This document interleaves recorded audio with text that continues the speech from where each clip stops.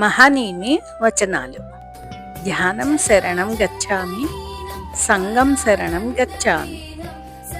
ధ్యానం వల్ల లాభం ఏంటో తెలుసుకుందాం. ధ్యానం సర్వభోగకారి, ధ్యానం సర్వరోగ నివారిణి, ధ్యానం సర్వ సంపద ప్రదాయిని, సంగం శరణం గచ్చామి.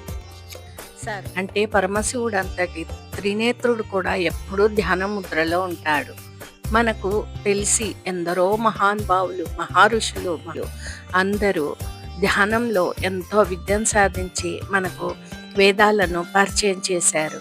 వాళ్ళు ధ్యానముద్రలో ధ్యానం చేస్తూ ధ్యానిస్తూ మనకి ఎంతనో విజ్ఞానాన్ని పంచారు.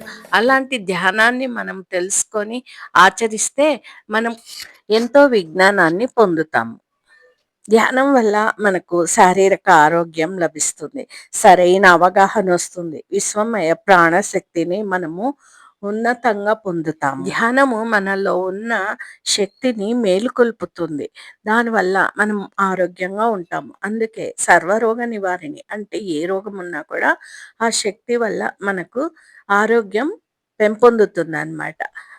ధ్యానము మనసును శాంతి వైపుకు నడిపించే నిత్య జీవన యాత్ర. ఆనందమయ జీవితానికి ధ్యానము చాలా సహకరిస్తుంది. ఆనందంగా ఉంటాము. సదా ఆనంద భవ. మిత్రులందరికీ ధన్యవాదాలు.